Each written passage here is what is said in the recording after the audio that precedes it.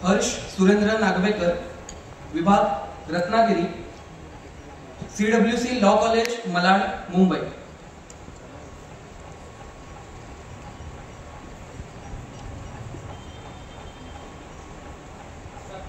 नमस्कार।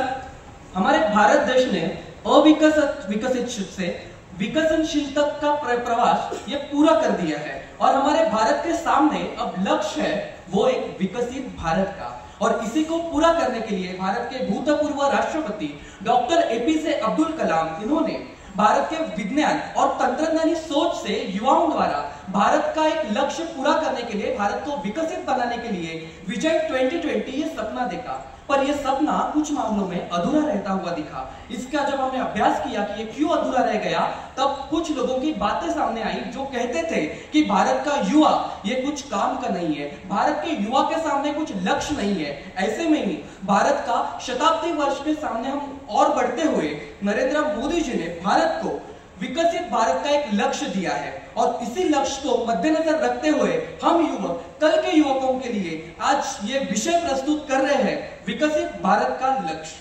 दोस्तों, मुझे लगता है विकसित भारत का लक्ष्य ये अगर पूरा करना है तो कुछ मामलों की जरूरत है, कुछ मुद्दों के ऊपर चर्चा करना जरूरी है।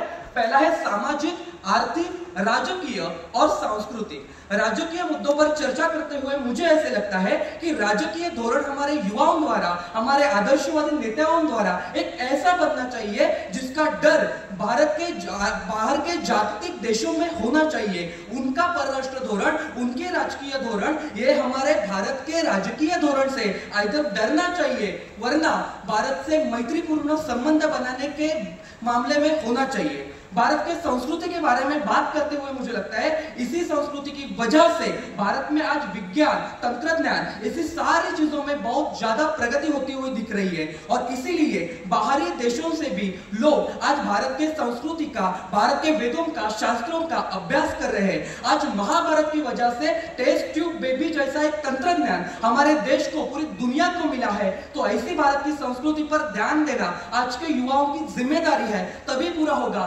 भारत के विकसित पूर्णता का एक लक्ष्य। दोस्तों, मुझे लगता है कि आर्थिक विषय पर चर्चा करते हुए भारत के आर्थिक विषय कुछ ज्यादा बड़ा आह्वान नहीं है, क्योंकि आने वाले 5 सालों में भारत की आर्थिक स्थिति या जागतिक स्तर पे भारत तीसरे नंबर का जागतिक आर्थिक महासत्ता देश बनने वाला है। तो ऐसे समय में हमारा देश ये जागतिक स्तर पे बाहरी देशों को मदद करने के लिए कैसे आगे होगा, ये जब पूरा होगा तभी पूरा होगा विकसित भारत का एक असली उद्देश्य। और ये कब पूरा होगा? तो युवाओं द्वारा, और युवा जब इसमें उतरेंगे तब पूरा होगा विकसित भारत का लक्ष्य। धन्यवाद।